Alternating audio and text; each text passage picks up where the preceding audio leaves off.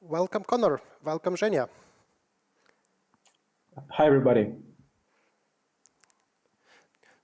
So, Conor, what has motivated you to make a talk like this?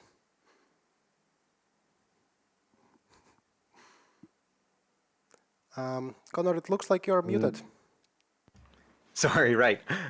Unmuted myself. Thanks for having me. I'm super excited to be here. This talk evolved over the last 1 to 2 years, slowly starting to notice this pattern without really having a name for it. And then after watching two different talks, roughly a year apart, I realized that people were talking about this pattern without giving it a name. So I won't say what those two talks are now, but I'll be mentioning them in my talk, and we'll be taking a look at those video clips where I realized that this is an anti-pattern. I should give it a name and give a talk about it. Yeah, sounds exciting. So, are we ready to start? Anytime we're ready, yeah, we can hop into the slides. All right. Let's bring on the slides then. Awesome. Well, thanks everyone that's attending this talk right now. I'm super excited to be presenting at Russia C++. This is my first time presenting here. Really unfortunate that I couldn't be there in person, obviously, due to the circumstances of 2020, but hopefully I'll be able to visit in person and present in person in the future. But welcome to my talk entitled ITM, My Least Favorite Anti-Pattern. As mentioned before, my name's Conor Hoekstra, and a little bit about me. So this was already mentioned. I'm a senior library software engineer working for NVIDIA on an awesome open source project called Rapids. We focus on putting the data science pipeline end-to-end on the GPU. So if you're familiar with Python pandas or other libraries like scikit-learn, we are building libraries very similar to those, but that run on the GPU and not on the CPU. So if you're interested in accelerating your data science compute, definitely check us out at rapids.ai. For myself personally, I'm a programming language enthusiast. Typically, I'm learning multiple languages at any given time, although I am primarily on my day-to-day basis developing in C++, and that's where my expertise is in. I'm the founder and organizer of the Programming Languages Virtual Meetup. I love algorithms and beautiful code, as you probably will get that idea by the end of the talk. I have a YouTube channel where I cover a plethora of different things. Used to be mostly primarily focused on competitive programming problems. So you can see the little Code Forces logo that I'm pretty sure many of the watchers here in Russia will be familiar with. But more as of late, it's focused on programming languages specifically and focusing how to solve different problems in different languages. And last but not least, my online alias is code_report. So if you're searching for me online, that's typically what you'll find me under. And one additional thing, I'm excited to announce that I and myself and Bryce Adelstein-Lelbach will be creating a podcast. So episode 0 will be coming out in the next week. The website currently isn't up, but it will be in the future at ADSP, the podcast. ADSP stands for Algorithms Plus Data Structures Equals Programs. So if you're interested in listening to this podcast, be sure to follow us on at ADSP, the podcast on Twitter. And an interesting note about this photo, it was taken just over 1 year ago on November 10th. So today is November 14th, at least that's when I'm speaking. You might be watching this at a later date online. But this was in between the Belfast ISO C++ meeting and the ACCU Fall Autumn Conference. So we went and visited Dublin, and it's just neat that that was roughly a year ago when the world wasn't shut down. With all that out of the way, let's hop into the talk. So this talk starts with actually a different talk that I gave in the same year, 2020, at a different conference, PyCon. So at PyCon 2020, I gave a talk entitled Beautiful Python Refactoring. And in this talk, I basically took a piece of 60 lines of Python code and refactored it first down to 10 lines and then ultimately down to 4 lines.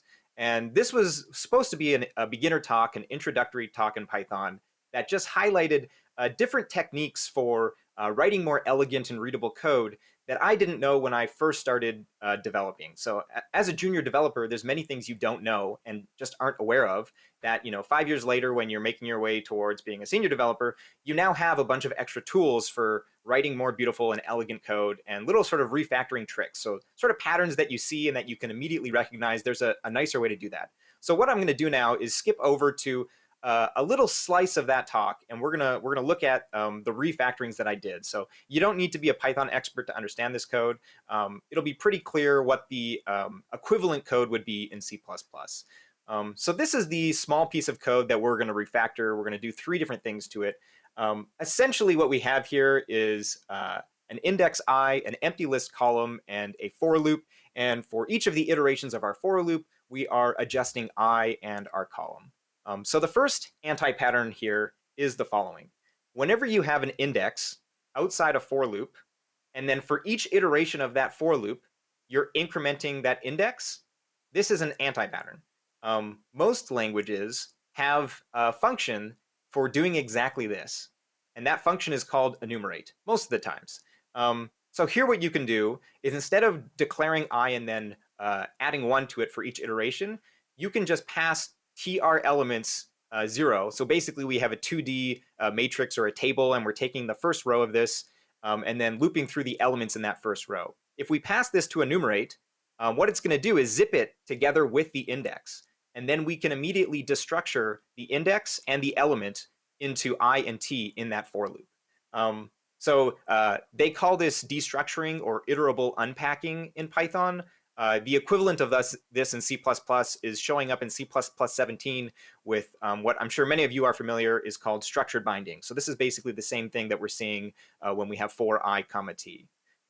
So this is our first change. One thing I want to note is that this algorithm enumerate isn't always called enumerate. So in different languages, it's called different things. You can see that the most common name is enumerate, but Ruby, Kotlin, and Elixir call this with index. More functional languages like Racket and Haskell sometimes call this indexed. And then there's a couple other names: map indexed, select, and zip with index. And for those of you wondering, where is C++?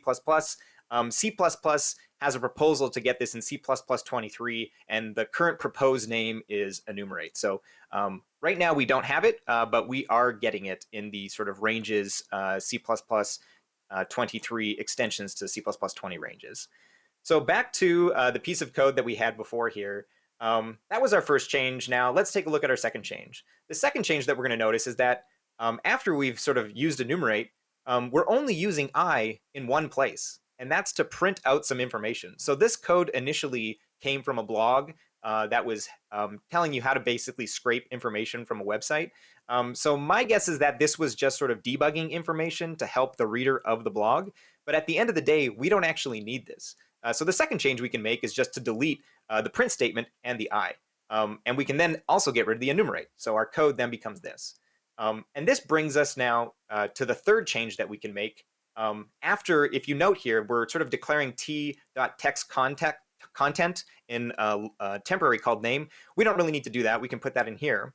And then once we have the code like this, for those of you familiar with Python, this is a pattern that should be very clearly mappable to something called a list comprehension. So instead of declaring your column to be an empty list, and then for each iteration of your for loop calling append, you can just construct this list of titles with a list comprehension and avoid the for loop. So those are sort of 3 different changes, and that brings us to the anti-pattern that is my least favorite anti-pattern, which this talk is all about, and that is ITM, which stands for initialize, then modify. So if we go back to the Python code, 2 of those 3 changes that we just saw were initializing variables and then immediately modifying them. So for the index I, we're initializing it to be 0, and then for each iteration of our for loop, we're modifying it.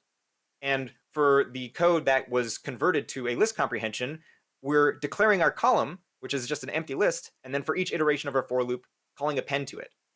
These are both examples of ITM, and I see this pattern all the time, and not all the time is it avoidable, but most of the time it is. And as was mentioned at the beginning of the talk, the more you can avoid this anti-pattern, the more elegant and readable your code becomes. At least that's my assertion. So at this point, I'll pause to ask if there's any questions. My guess is there's not. And if not, we can keep moving on. But let me know if there's any questions, if any. No questions so far. Awesome. We'll keep moving along then. I'm sure there'll be questions later. Feel free to ask during the talk, and I'll have a couple different spots where I'll be pausing to take questions. Also, feel free to leave them till the end. I'll have time for questions at the end. Plus, I think there's going to be a session afterwards where we'll have all the time in the world to ask any questions you have. So ITM, initialize, then modify.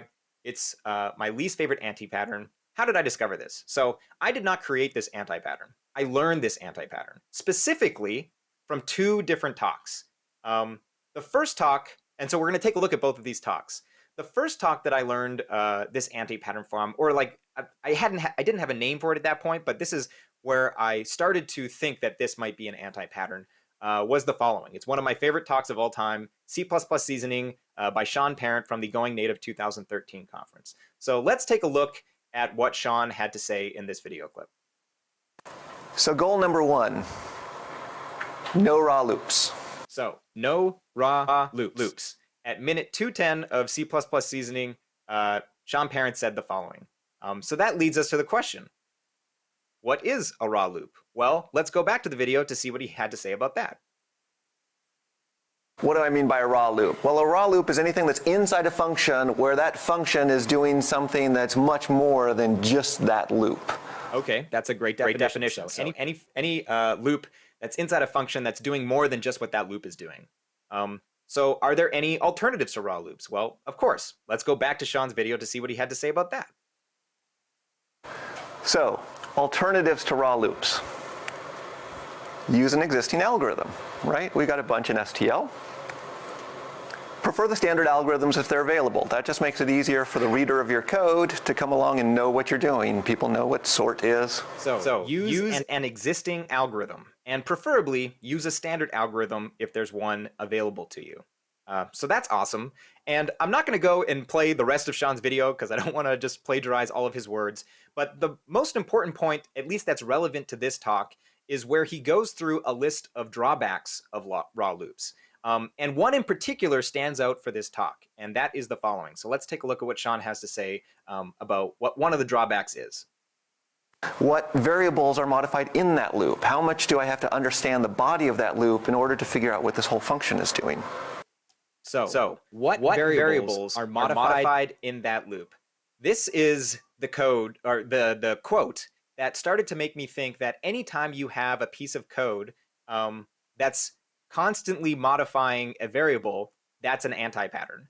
And I'm going to highlight this by showing a number of examples that can be converted to algorithms that start off as for loops with this exact pattern, where you have a variable outside the for loop, and then inside the body of the for loop, you're modifying that for each iteration, or at least a portion of the iterations. So here's our first example. I won't pause because I can't see the comments, but I will leave like 5 seconds for each of these examples for you to, in your heads, guess what algorithm is this. So this is our first example. We have a vector v of the numbers 1, 2, 3, 4, and 5. Then we have our answer, which is initialized to 0. And then inside each of the iterations of our for loop, we are doing a plus equals to our element, or our returned variable answer. So before we guess what algorithm that is, there's one improvement we can make to this code without actually removing the for loop, and that's the following. So in C++ 11, we got the range-based for loop. This is an improvement, although not, I don't think, the best improvement. We can go one step further to add an algorithm, but I think this code is at least better than the initial code that we started with. Our follow-up code is the one using the algorithm. So by now, I'm sure a portion of you, or all of you, are thinking that this is a std accumulate. So here we can rely on the default operation of std plus, and we are just iterating from the beginning of our range to the end of our range, and then adding all the elements together. So this is our first example. And note that once we use an algorithm, we can do something very important, and that's add const. Some people might say that the previous version that was a for loop is more readable. I can easily see that I'm just adding each element to the resulting value answer. But you can't use const in that example because of exactly what you're doing. You're modifying answer. In this case, we're calling an algorithm, passing a range to it, and getting returned our answer. So we can make it const. And this is, I think, a huge win in my opinion. Moving on to the second example, here we have another for loop using a range-based C++11 for loop. And we have an if statement. So it's saying for e modulus 2 equals 0. So for every even element, we're going to check if it's even. If so, set our answer to true and then break. So I'll pause for a couple seconds. What is this algorithm? And the answer is stood any of. And I want you to note across these examples, for the next one, how similar the code is to the previous code that we just saw. So when you have a for loop with an if statement, a lot of the times they look, basically the same. And it's just a single line difference or a single predicate difference that is the difference. But when you have an algorithm, you can clearly see stood any of versus stood accumulate versus whatever the next algorithm is going to be named. It's a lot more discernible what the difference between the loops or the algorithms are doing. And note here, once again, that we have const on our returned value from our algorithm. So moving to example number 3, we have the same range still, 1 to 5, a for loop, range-based C++11 for loop. And once again, a conditional that's checking whether it's even, but instead of setting our variable equal to true and then breaking out, we are doing a plus plus, so an increment on our answer. So once, like I said, very similar to the code before, but slightly different, and it leads to a completely different algorithm. This algorithm is stood countif. And once again, we can make the returned value from our algorithm const. And I think it's really important to notice the similarity between the code that was inside our countif for loop and our any of for loop. That makes it hard to read those. It's a lot harder to discern what those two loops are doing versus comparing any of and countif. Like immediately, as soon as you read the names of those algorithms, you know what it's doing. And on top of that, we're able for both of the algorithm cases to make our returned variable answer from those algorithms const, which is a huge win in my opinion. And last but not least, we're going to look at a final example, which is example number 4, the following. So the same range, 1 to 5. Here we have a range-based C++11 for loop once again. And for each iteration, we are multiplying the current element with our returned value answer. So a couple second break to think what this algorithm is. It's sort of a trick question because we've already seen this algorithm.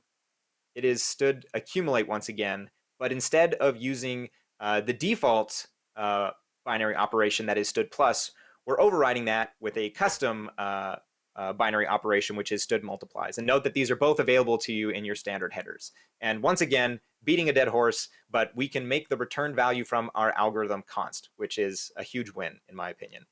So at this point, we're going to go on a small digression. And on this digression, I want to talk about the virtues of const and why const is so important. In order to do this, we're going to skip back to a CPPCon keynote that was from 2016 and was given by Jason Turner. So let's take a look at what Jason said in that CPPCon keynote. "350 instructions plus a table of data. Does anyone have any ideas for how we might be able to get this to use less overhead? So what happens if we make our static array here of color data const?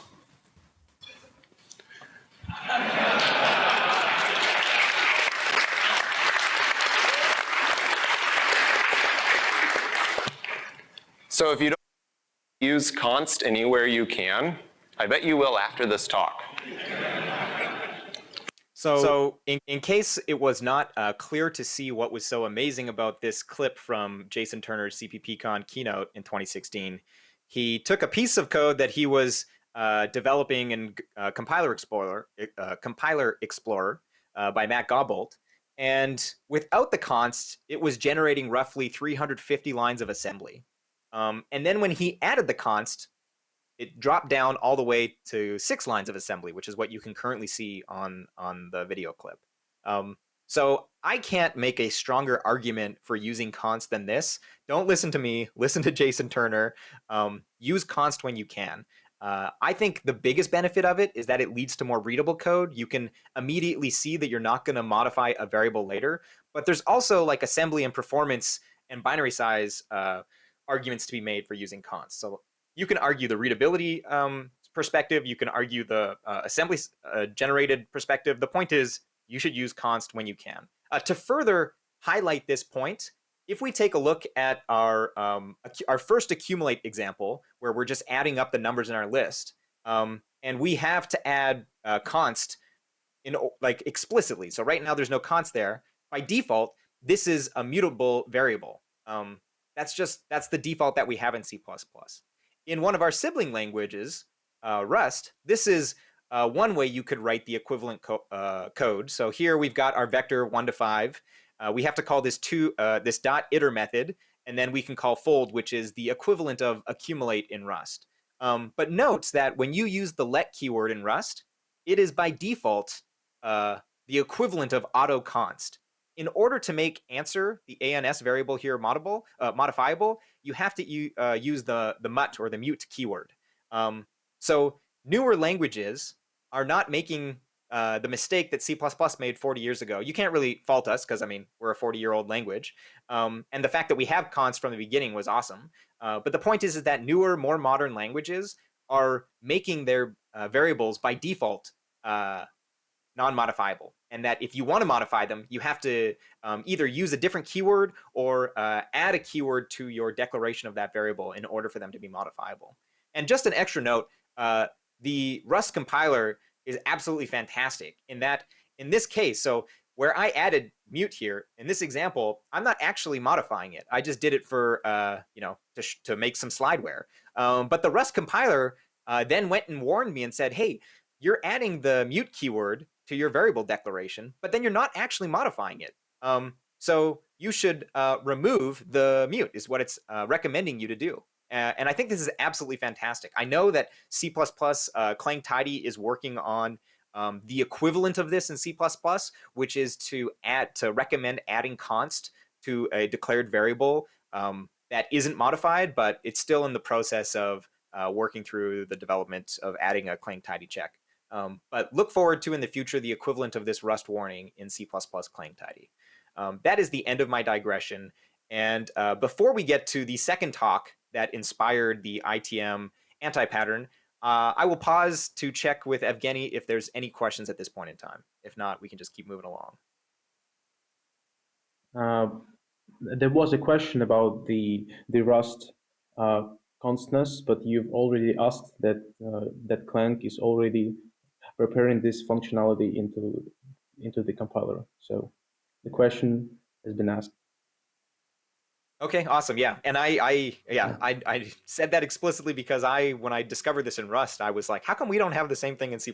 Because personally, that would probably remove about 10 to 20% of like my code review comments is like add const here, and really like that shouldn't be something you need a human to do. You should have a static analysis check for that. But yeah, great question. So that brings us to the second video that this is where really the crystallization of this anti-pattern happened. It started with Sean Parent's talk, and it ended with this talk. Easy to use, hard to misuse, declarative style in C++ by Ben Deane. This is, as well as C++ seasoning is one of my favorite talks of all time. This talk from C++ Now is also one of my favorite talks of all time. Like they're definitely both in my top 5 talks. So if you haven't seen either of these talks, I highly recommend you go watch them. But let's take a look at a small clip from Ben Deane's talk to see what he says in his video. Many of you thinking when you see this, and probably, since we're all in this room au fait with C++, you're thinking of an immediately invoked inline initializing Lambda expression, as many eyes as you like, Lambda expression. And this might be good, depending on your code base style. This avoids the initialization declaration split. This allows us to make the const, although I didn't put it up here. So this is a pretty good alternative. So Ben Deane says I plus LE avoids the initialization declaration split. And note that he also said it enables const. He didn't have it in his slide, but one of the things that avoiding the initialization declaration split is being, it enables you to add const. So in case you didn't catch it, I plus LE, it stands for immediately invocable, in Ben's words, add as many i's as you want, lambda expression. We'll take a look at that in a second. But I think what is most important here is this is the first time I heard of a name for declaring a variable and then modifying it. So initialization and declaration, Jason Turner later in the talk we'll see has a different name for this exact same pattern. But let's take a look at a couple examples now. So for our first example, we have the following code. We're initializing pet to be an empty string, and then based on a predicate or a conditional. So here we just have a Boolean variable called isCool. So if you're cool, your pet is set to cat. Otherwise, your pet is set to dog. And so I'm sure many of you are thinking in your head, there's a way more beautiful way to do this in a single line, and that's with the following, using the ternary operator. So here we can just put the predicate before the question mark, and then our two different alternatives, true leads to cat, false leads to dog. And what can we now do to this piece of code now that we've removed the split between our initialization and our declaration? We can add const. And this is, once again, like I've said, very, very important.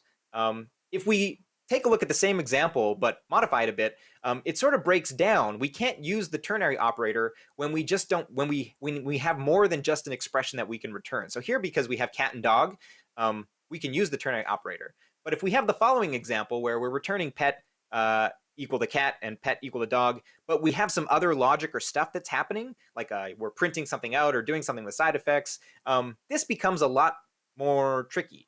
But we can still avoid the initialization declaration split using the trick that Ben Deane pointed out, and that's by using an immediately invocable lambda expression. So here, all we do is we wrap this if statement in a lambda, and we make it immediately invocable, and we do that by putting the two parentheses at the very end of this expression. So on the very last line, you can see that we have paren, semicolon. That means it's immediately invoked. We're immediately calling it. And because there's no parameters to this lambda, we don't need to pass it anything. And we've just, instead of setting pet to cat and pet to dog, we just return cat and return dog. And now we're able to set pet basically immediately and add const to this. So Ben goes on to say, or maybe he did say that in the clip, that, depending on your code base style, this may or may not be okay. If I'm in charge of the code base, this is definitely okay. This is one of my favorite patterns because it's awesome when you can use the ternary operator, but at times you're going to have more complicated logic happening in your two different branches of your conditional statement. Or maybe you have more than two branches, in which case you'd have to sort of combine ternary operators, and I definitely don't recommend like nesting ternary operators. That makes it very difficult to read. Although I believe Clang Format just added some nice formatting for nested ternary operators that actually does make it a lot more readable. But that's a tangent. I love this I plus LE pattern. It enables you to use const for the cases where a ternary operator isn't necessarily a good use case. So at this point, we're going to go on another digression. And I want to talk a little bit about expressions versus statements. So this could be a whole talk on its own, but I'm not going to spend a lot of time focusing on this. Maybe in the future, I'll give a whole talk on expressions versus statements. But the point in this talk that I want to make is that expressions yield values and statements do not. And for that reason, you should prefer expressions. I highlighted this in a YouTube video on my YouTube channel where I compared Kotlin versus C++. And the reason I made the video is because I was watching a talk from Google I/O where Andrei Breslov, who is the creator of Kotlin and one of the main authors and developers of Kotlin. Kotlin, for those of you that are not familiar, is a language, a JVM language that's designed, quote unquote, to sort of replace Java, especially for Android development now that Google has sort of made all of their mobile Android development what they call Kotlin first. So it's basically just a nicer, more modern Java that is very, very heavily used in Android development. But in this talk that Andrei Breslov was giving, he said something that really, really bugged me. And so let's take a look at what Andrei said in his video. This example of code with my if statement is something I really hate about my code in Java. Because it's like these assignments here, they all fall apart so easily. So I really like to do things like this in Kotlin. So if and many other things are actually expressions. This is something pretty unfamiliar for the C language family. False. Black bear. So definitely false, black bear. That's a clip from The Office for those of you that aren't familiar. Andrei Breslov says this, and everything that he says is correct. You know, we don't have if expressions in C++. Kotlin has if expressions. C++ does not.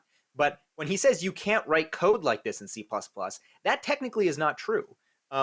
As we just saw, you can use an immediately invoked Lambda expression to mock the behavior of an if expression in Kotlin. So note that in the Kotlin code, you can basically make an assignment to a variable based on what we call an if statement. So in C++, it's an if statement. In Kotlin, it's called an if expression.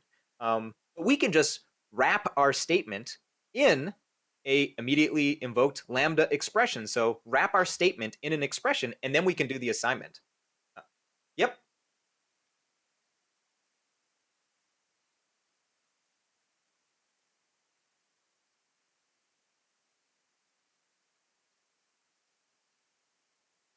Okay, yeah, how many, like 5 seconds is good? Okay, perfect. So yeah, back to my point, we are able to write code that is very similar to the Kotlin if expression by wrapping our if statement inside of an immediately invoked Lambda expression.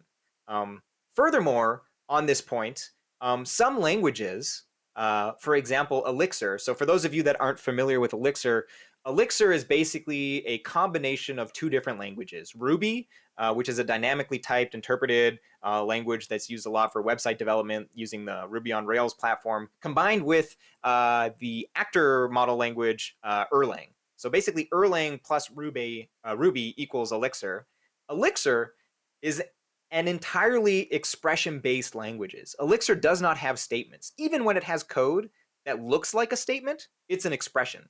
So on the first line, when we have A is equal to if true, do 42, else 55, that's an if expression.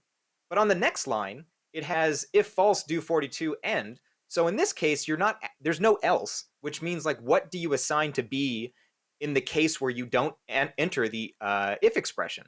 And the answer is that anything that's not evaluated is assigned nil. So you can see on the 2 lines there, when I print out A, I get 42. And when I print out B, I get nil. I think this is extremely interesting, just the idea that there are certain languages that don't have statements. They are completely expression-based. And there's one final thing that I want to mention on this digression about expressions versus statements. And this is something that I didn't have. I've given a couple versions of this talk. This is the only version that includes this because I didn't realize this until recently. There's a talk by Phil Nash called Functional C++ for Fun and Profit. He's given this talk, I think I heard on a podcast once he said that he gave it like 10 plus times, like 17 times or something like that. So if you YouTube it, you'll definitely be able to find one of the copies of it. But in this talk, he has a whole almost 8-minute section of his talk where he talks about expression-oriented programming. And I'm not going to show the whole 8 minutes because, like I said, I'm not trying to plagiarize anyone's whole talk, but I have shortened that 8-minute clip down into about 45 seconds. So let's take a look at the summarized version of this snippet from Phil Nash's talk. Expression-oriented programming. Very simple piece of code. You'll see this in any C++ code base, something similar. All we're trying to do is start a variable off with some initial value that depends on some condition. This is an if expression, which means rather than assigning a value within a statement, we're just evaluating to a value. And notice we can make it const. This is an if expression in F#. You're probably all screaming at me in your heads right now, but we can do that in C++. We use the ternary operator. And yes, of course, we can do it exactly that way. We wrap that whole statement in a lambda. and then return out of it, then we haven't had to introduce any side effects, and we can use that value coming out to initialize our variable.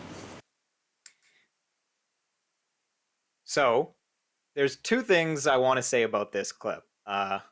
One thing is that he mentions this is an if expression in C++. So I've cut out the part where he said, obviously this isn't valid C++ syntax because we don't have if expressions. So don't think that Phil was saying that we have if expressions in C++. We don't. The second thing I want to say, though, is that I actually watched this talk. It was one of the very first talks. It was in the first 20 C++ talks I ever watched in my life back in 2017. But it clearly didn't have an impact on me at the time because I wasn't ready to hear what Phil was teaching and saying in his talk. It wasn't until roughly a year later that I was watching Ben Deane's C++ Now talk that I realized the importance of what he was saying. They basically said the same thing. Here, Phil Nash never says the words immediately invoked lambda expression, but that's exactly what he's showing on his slide. And sort of the ultimate point is that we can use ternary operators and immediately invoked lambda expressions to get more what he calls expression-oriented programming and code. And so I think it's important to note that there might be some of you that are listening that isn't having the impact on you that it might if you watch it at a later point in time. For some of you, it is having that impact. And then for others of you, all of this is just old news. You've already seen this in Phil's talk or in some other language. It depends on like where you are on your learning curve of software development. So I just also want to say, Phil, if you are watching this at some point in the future, or you watched my earlier version, one of my earlier versions, I definitely did not mean to copy basically word for word what you were saying. I had seen your talk, forgotten about it, seen Ben Deane's talk, given sort of a more elaborate version of what Ben Deane said. And then more recently, I had watched Phil Nash's, he gave the talk called OO Considered Harmful, both at CPPCon 2020 and Meeting C++ 2020. And I watched that talk and then ended up rewatching the functional C++ for Fun and Profit, and then realized that, holy smokes, I had basically copied a big subset of his slides. So if you want, I definitely recommend going and checking out and watching his whole talk. He also talks about algorithms and a number of other sort of functional patterns that you can use in C++. So that is the end of that digression. And at this point, we're going to summarize what we've covered so far. So ITM, initialize, then modify so far. The first thing, that sort of pattern that falls into this anti-pattern is raw loops. That comes from Sean Parent. The second thing that falls into this anti-pattern is the initialization declaration split. And that comes from Ben Deane. And then there's a third sort of category that falls into the anti-pattern. And this is just something that I realized after I had named the pattern and started looking for it in my code sort of actively, is that there was another sort of category of pieces of code that also is included in this anti-pattern. And that is non-RAII code. So I assume every C++ developer knows what RAII is, but just in case there's someone who doesn't, RAII stands for Resource Acquisition is Initialization. And it's basically the idea of that you should try to construct objects fully upfront and then deal with the destruction of that object if you've allocated any memory in the destructor. And different languages calls this different things. I wish we had a better sort of acronym because RAII is hard to say. It's not very mnemonic. But let's take a look at a couple examples of code that violates or that is non-RAII and fits into this ITM. So this is our first example. We have a simple struct. This could be a class, but for the sake of slideware, we're using a struct. And then in our code, we're default constructing our rectangle, which we're calling R. And then we're setting the height to be 2 and the width to be 3. And as a C++ programmer, this code should boil your blood. It is, in my opinion, some of the most non-idiomatic C++ code that is out there. We don't need to add an explicit constructor, but we can. And if we add the explicit constructor, we can then do the following and pass 2 and 3 to set height and width. And note, you can actually do this without explicitly declaring the constructor. You can just make use of the default one that's generated for you. Note here that once we do this, we can also make our rectangle const. In the previous code, we couldn't do this. And in previous versions of this talk, I point out that this does not make use of strong typing. So you can very easily mix up the width and height values here. And so I advocate for using sort of strong typing. One of the ways you can do it is using Jonathan Beccara's named type construct from his Fluent namespace. I said in previous versions that I would give a future talk on strong typing on why this is important. But in response to a previous version of this talk that I gave, I got the following quote from Barry Revzin, who's one of my favorite Twitter people and just people in general. And he says, "I'm sorry, but using strong types to implement named parameters is one of my least favorite anti-patterns. This is a lot of code for the author to write to force the user to understand a larger API surface and write more code. We could have just had rectangle dot height equals 2 and dot width equals 3. So he's, clipping my talk and then saying that instead of writing this, we can just write the following. And I agree and I disagree. For the purposes of this example, I do think that adding sort of strong types is slightly unnecessary. But the disadvantage of this is that you still don't have strong typing. You could easily put the 3 for height and put the 2 for width and end up mixing up the values. So it's interesting because I really respect Barry, and it made me sad when he said that he didn't agree. But in the future, I still plan to give a talk on strong typing and sort of the pros and cons of it, and how we can address strong typing in C++. But this is just, I think, code for thought. Note that there's multiple opinions out there, and definitely for certain situations, I like this style better than others. Let's take a look at some more non-RAII code. So another example is the following. How many times have we seen this? Maybe not because the developer didn't know about constructors, but for vectors pre-C++ 11, we didn't have initializer lists. So you had to do this kind of code or hand roll your own sort of stuff in order to be able to pass multiple values to like variadic constructors and stuff. So what is the way to more cleanly do this in C++ 11? Make use of an initializer list. And once again, what can we do to this code once we've avoided the initialization declaration split? We can add const. And this is like the best version of this code, in my opinion. So at this point, we're going to go back to our summary. ITM stands for initialize then modify. We have raw loops as one of the anti-patterns, the initialization declaration split, which is another one of the anti-patterns, and non-RAII code. What are the solutions to these? For the first one, it's to use algorithms. For the second one, it's to use I plus LE or ternary operator expressions if that is usable in your case, and to use RAII. And most importantly, all of these enable more const. Arguably, there's a programming paradigm called const-driven development, CDD. There's test-driven development, domain-driven development, TDD, DDD. Perhaps in C++, we should start advocating for const-driven development, CDD. That's sort of a joke, but like honestly, I think like 50% of when I'm refactoring code from code that's either legacy code or code that's been written a year ago and that a lot of changes have been made to and it's not ideal, it's looking for opportunities where I can change some sort of side effecty code that has a lot of statements to be more expression based and to make use of const all the time. So one thing that I want to mention is about the first point, using algorithms. I've given several talks now up to this point in time that focus on algorithms. And without fail, every time at the end of this talk, I'll have someone come up to me, or now that we're online, someone ask in sort of the virtual chat afterwards, or state the following. Sometimes I just need a for loop.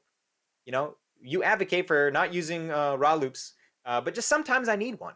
And so like, what do you say to that? And my response is, no raw loops does not equal no loops. And this is something that it actually took a couple years for myself to understand. The first time I saw the C++ seasoning talk, that's what I thought in my head. Okay, try to write as few loops as possible. You don't want to write loops. Loops are bad. And I missed the key part of Sean's statement, and that's the raw. No raw loops. Sean is not advocating against loops. He's advocating against raw loops. Let's go back and take a look at what Sean said in his video clip that we looked at previously. A raw loop is anything that's inside a function where that function is doing something that's much more than just that loop. A raw loop is any loop inside a function where the function serves a purpose larger than the algorithm implemented by that loop. I didn't fully appreciate what Sean was saying here until I watched another video. And that video was from a year before he presented his C++ seasoning talk called Now What? A vignette in 3 parts. This was presented at BoostCon, which was the previous name of C++ Now back in 2012, where Sean says the following. And note that the audio in this video clip is, it's very hard to make out, so note that I know that. I have the important part in text form afterwards, but try and pay attention to see if you can catch what Sean is saying in this video. No raw loops. This is, people ask me, like, how do they improve the programming? One of my canonical answers is no raw loops. Don't stick a loop in the middle of your function, okay, unless that function is explicitly an algorithm. This is both from a code cleanliness standpoint, a code readability standpoint. It's also when you're trying to make things run fast and parallelize them, then you can start to say, okay, here are my algorithms. Can I parallelize this algorithm? Can I move this off the GPU? How do I factor this out? So I know that's very hard to make out, even for me as an English first language. But this is the key point. Sean says, don't stick a loop in the middle of your function unless that function is explicitly an algorithm. So the point here is being loops are fine. If you're saying to yourself, sometimes I need a loop, that's totally okay, as long as that loop is inside an algorithm that's nicely named and that you can reuse. So there's nothing wrong with loops. It's raw loops, which are loops that are just inserted into larger functions that are doing more than just what that loop is doing. That's what you should try to avoid. So we have a section here called unintentional support for ITM, but before we get to that, let's take a pause for any questions that might have accumulated. Evgeny, are there any? Yeah, there is a question about lambdas. So what do you think, is it recommended to explicitly specify lambda captures? What do you think guidelines should be for captures of immediately invoked lambdas? That's a great question. So I personally prefer explicit capturing in the capture list, but up to a point. So if there's like only one thing that needs to be captured, so I think potentially in the slide where I just use the ampersand, which just captures everything by reference. And it depends on the context. So if I know that there's only, like in production code, if I know there's only 1 or 2 things that I need to capture, I think that adds readability because you can immediately see what from the local context are you using inside this lambda. However, if you have like a 5 argument procedure or function, and then inside that you're making a call to std transform, and then 4 or 5 out of the 5 variables or arguments that you passed into your function, you are then capturing in your lambda. I think in that case, it's fine to just use an ampersand. But ultimately, at the end of the day, if you're in performance-sensitive code, you should be profiling. Like you hear a lot about lambdas just getting inlined and it basically having 0 overhead, which is fantastic. But a lot of times the compiler is going to do things that don't make sense. And the only way that you can make sense of that is by actually profiling. So for cases where you can explicitly capture in 1 or 2 or 3 variables, I say go ahead and do it. If you're capturing the whole local context, just use an ampersand if you need things by reference. But if it really, really matters, I would suggest profiling. Thank you for the answer. We have one more question. What do you think are the drawbacks of using std initializer list? I mean, it's the one of the most hated features for a reason. Yes, my good friend Bryce says that arguably you should never use that feature. And in the code base that I work on for unit tests, we heavily make use of initializer lists because it makes constructing 1D tables and 2D tables of data just so much easier. I will say that there are huge drawbacks from using them though. I can't do it justice in like a short answer. There's a Jason Turner talk from, I believe, C++ Now and CPPCon called like Why Initializer Lists Are Broken, where he details every reason. Obviously, one of the biggest issues that you run into all the time is if you are trying to construct an initializer list of 2 elements, and or you're trying to call a constructor. So the most common one is when you have a std vector and you want to initialize every value to be 42. So you pass it the size, the number of elements, and the value 42. But potentially, in certain cases, if you use the braces, you end up with an initializer list of 10 and 42, whatever the number of elements you wanted, instead of a list of 10 42s. So my sort of rule of thumb is when you know there's ambiguity, don't use braces and always use the parentheses that will definitely call the constructor that you're looking for. But in the case where you know there's not ambiguity, I think it's fine to use initializer lists, especially if there's a huge advantage. In cases where there's not a huge advantage, I think prefer the one that leads to less ambiguity. But in certain cases, like when the difference is between calling pushback 10 times with 10 different values and using an initializer list that has no ambiguity, like where you're explicitly declaring std vector, you're not using the auto keyword, I think it's totally fine to use them. But obviously, every case is different. So. Awesome. Thank you, Conor. No questions for now. I think we can move on. Okay, awesome. So the next part of my talk, as I mentioned previously, is unintentional support for ITM. So we're going to go through this quickly, but this is basically all examples from a talk that Jason Turner gave called C++ Code Smells at CPPCon 2019. And in this talk, Jason enumerates a bunch of different code smells that you should try to avoid. And what I saw when I watched this talk, and this is after having made the slide deck for the first time I gave this talk, was that half of his examples were ITM, and then him fixing, like getting rid of the anti-pattern. So his first example is the following. He's declaring a std string, and then comments doing some stuff, and then setting string to be, or str to be hello world. This is ITM, initializing and then declaring later on. On one of his next examples, he shows you have a local string value that you're passing in by reference to a function getValue that takes its string parameter by reference. What is this? This is ITM. The solution that he advocates for is, instead of passing it by reference, returning the string and then making use of copy elision to ensure that you're not going to end up with a copy, which is otherwise known as named RVO or RVO. So this is the second example of ITM. His third, one of his third examples is the following. He has a for loop with a variable declared outside that for loop. It's a Boolean in this case. And then an if statement setting that Boolean equal to false and then breaking out. We saw this exact example earlier in my code examples. This is ITM, the solution to use an algorithm. In his fourth example, he shows the following. So this isn't explicitly referring to something that's ITM. He's here trying to highlight avoiding multi-step functions. Like anytime you have step 1, step 2, sort of the Tony Van Eerd anti-pattern, avoid this.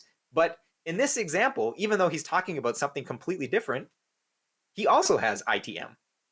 And last but not least, after he's gone through all of the different examples, he shows sort of a larger piece of code, and then with the audience, he refactors it together with them. And here, once again, you can see we're declaring an integer length at the top of the code, and then at the bottom, setting it. So once again, ITM. And I think we have one last example, which is the second one that he refactors. We're declaring a bunch of variables at the top, int I, n, and factorial.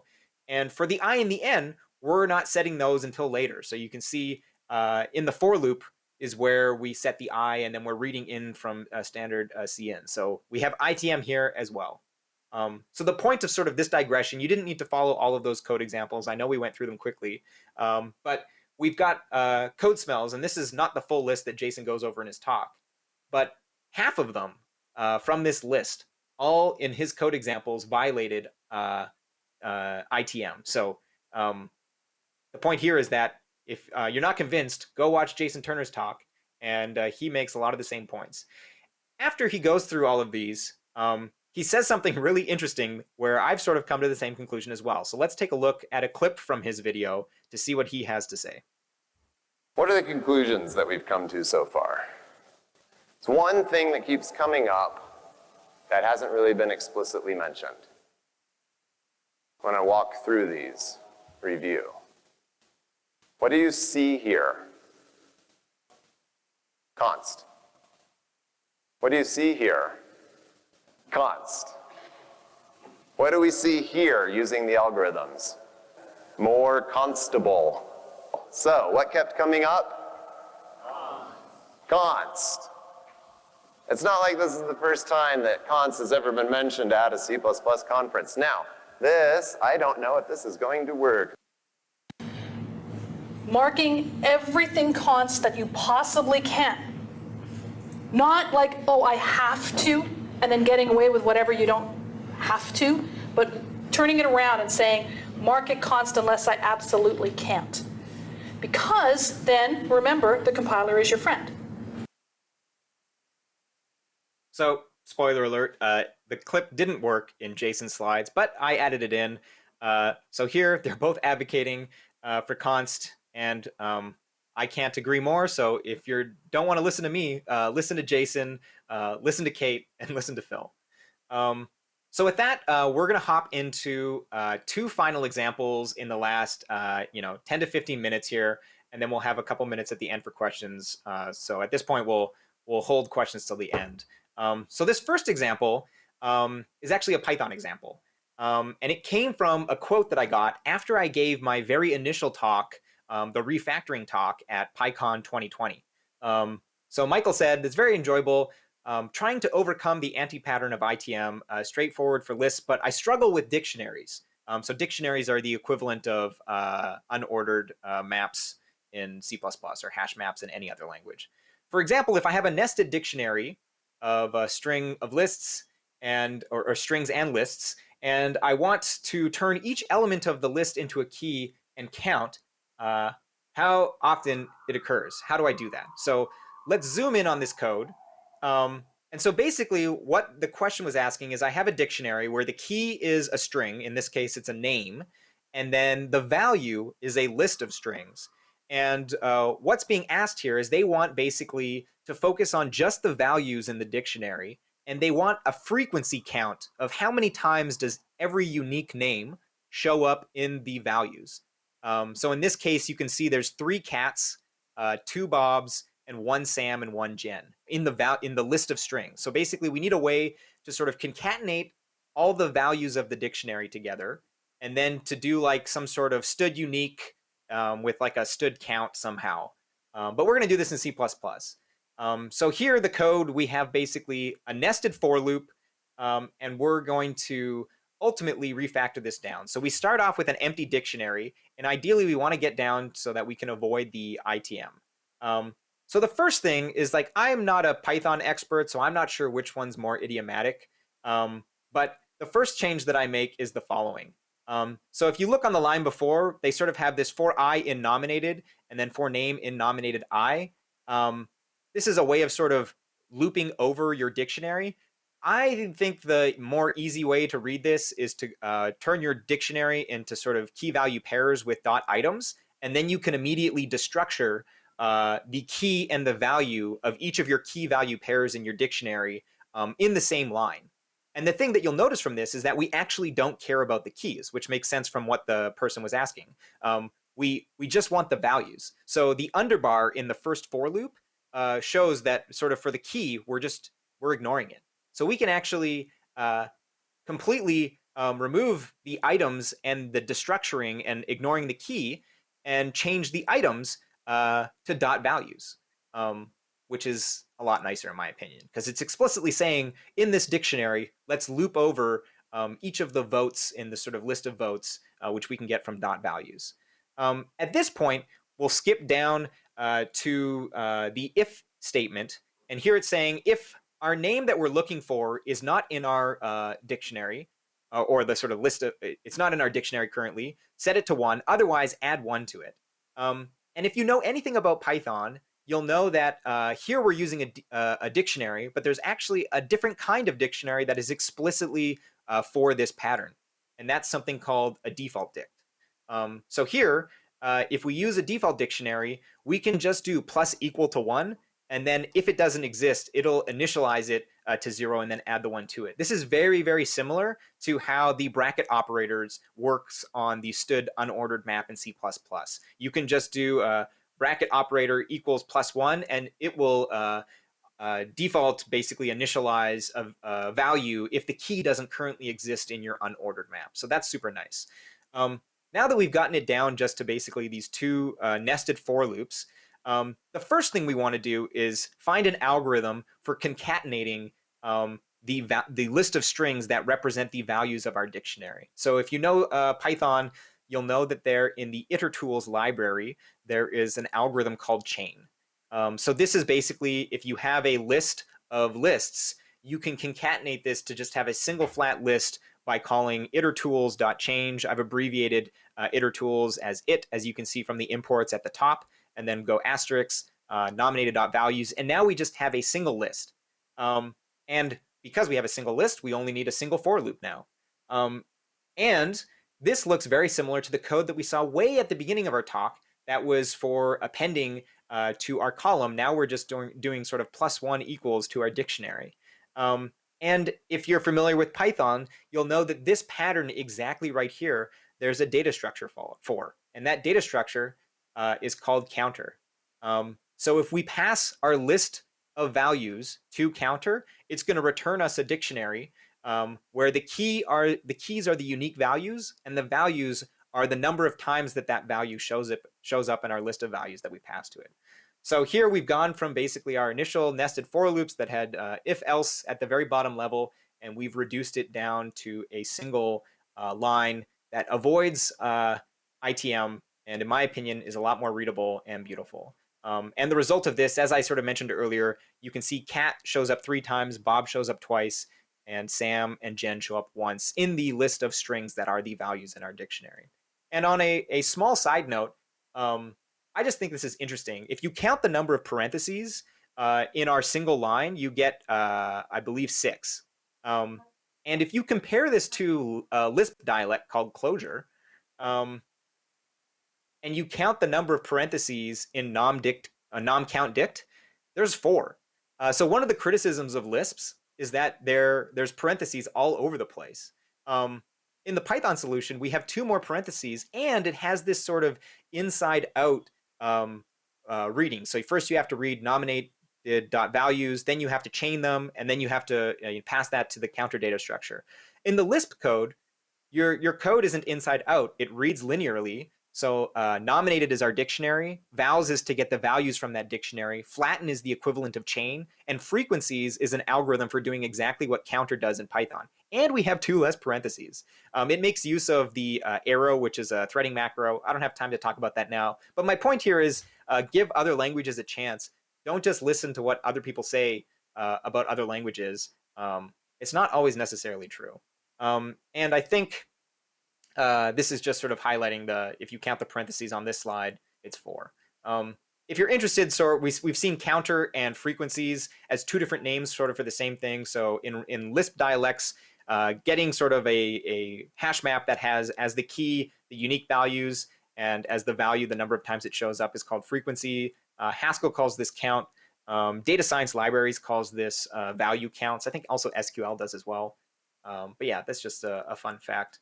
And with that, we'll go to our very last example. We're going to go through this quickly because I definitely want to leave time for questions. This is something I covered on my YouTube channel. It's a leak code problem that I covered in several solutions, but we're only going to look at the Python one here. It's basically given a matrix, an m by n matrix, so a 2D list, return the number of negative numbers. So it's technically they give you a bunch of extra information in that it's sorted in non-increasing order, so you can do a bunch of binary searches to do something super efficient, which I know as C++ programmers, that's what we want to do. We're not going to focus on that right now. We're going to focus on ITM. So the simplest Python solution versus what is the bad ITM case. So how might you solve this idiomatically? If you've got your matrix 3 by 3 here, you want to count the number of negatives. What we can do here is flatten it, remove all the non-negative numbers, and then just take the length of that list. Pretty straightforward. Just for fun, this is the equivalent of what flatten, filter, and length are called in all of the, I think, 11 different languages that I solved in the video. If you're interested in that, go check out the full version YouTube video.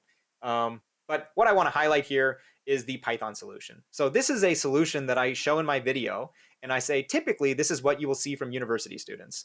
University students, a lot of them learn Python, and they learn for loops, they learn if statements, and they learn about setting variables. And so this is what they'll do. They'll do a nested for loop with a if condition in the lowest level, and then they'll just increment whenever they see a negative number, when I is less than or equal to 0.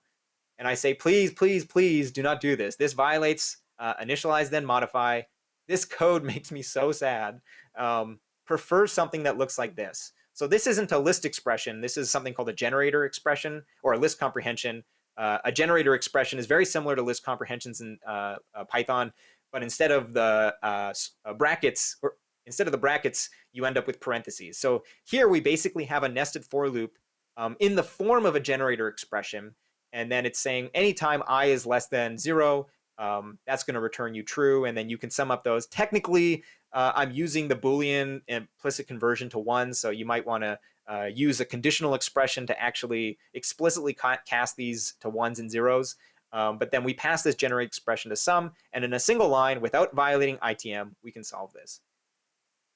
I posted this video to Reddit, which maybe was a mistake. But I posted this to Reddit, and it got not a huge number of responses, but there was a decent amount of discussion with 74 comments on it on the programming subreddit. And I got the following comment. The unidiomatic, old-fashioned, mutating Python method is the one that every developer from every language will immediately be able to decipher what it does. So first of all, this is false. The majority of programmers think that every language has a for loop. That is not true at all. There are certain functional languages that don't have for loops. Yes, the majority of languages come from sort of the Algol family that are C and Java-like, that all have for loops, but there are some languages that don't have for loops. So to say that every developer from every language would immediately know what it means if you've only learned that one language without a for loop technically isn't true. But I agree with this individual's statement in general. So I replied, I agree with your statement. The largest number of programmers across every language will be able to read the ITM code. However, you don't state whether you think this code is objectively better, which I would adamantly argue it is not. It is an artifact of our CS education system and therefore the implicit internet education that is available, that more people are able to read the nested for loops in Python compared to Ruby. So a Ruby solution is the following: grid.flatten.count, and then in a block, x less than 0. So that's just the equivalent of a lambda in C++. In my opinion, the Ruby code, without any knowledge of computer science or programming in general, is objectively more readable and understandable. However, algorithms and algorithm composition is not something taught often enough, whereas for loops are taught in every CS 101 course. And then I go on to point out, so that individual responded and said, I want to count something. He said explicitly in his comment, he said that. And then I responded, you are almost arguing for the functional programming style when you say, I want to count something. Yes, the Haskell solution doesn't have count, but Scala, Ruby, D, and so many of the solutions are literally calling an algorithm called count. That is exactly what we want. And to defend Haskell, you can easily define count with the following. So my point here is that there isn't agreement on this topic. I'm sure that in the comment section on the future YouTube video that will become of this talk, there's going to be people commenting that I don't agree. For loop is easier to read. I can reason about a for loop much faster than I can learn the whole standard library of algorithms from insert language. And my hope is that talks like this will show that there are a number of reasons that make, yes, you need to learn what the algorithms do. A lot of the times it's just about understanding the name, like count if, counts the number of times the predicate is satisfied. It seems not that hard to learn. But there isn't agreement on this topic. So if you do agree, share this with your coworkers, share this with, people online so that we can get more people writing non-ITM code. So to summarize once again, ITM, initialize then modify.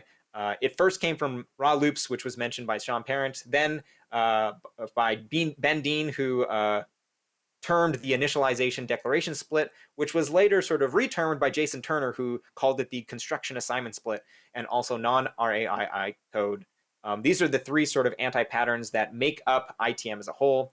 All of these enable more const, and you can avoid these by using algorithms, using I plus LE, and using RAII. If you are interested in any of the talks that I had, feel free to go to the GitHub and visit all the hyperlinks. Thank you to all the speakers that I quoted: Sean Parent, Jason Turner, Ben Deane, Kay Gregory, and Phil Nash. Feel free to go follow them on Twitter. If you're interested in the Programming Languages virtual meetup, follow that link. And that is the end of my talk. So thank you. And if there's any remaining questions, I am happy to take them now. Thank you so much, Conor, for the talk. Thank you, Conor. There is not so much time to take the questions right here in the studio. There are no more in the chat, but your talk kind of made me it's very relatable to me, because while I do come from the Java world, I always like to put the final, which is the equivalent of const, in all of the variables, in all of the, especially input arguments and so on. But there are so many people who find it disgusting. So I really do hope that there will be people coming to the discussion zone right after this talk, and those people will try to argue with you that, no, this is not the way, you're trying to forbid us to use the loops. So to all of those people, there is the link to the discussion zone already in the Telegram chat. It's also somewhere here below under the video. And let me thank you one more time, Conor. Thank you, Zhenya, for taking the questions. And I invite everyone to the discussion zone.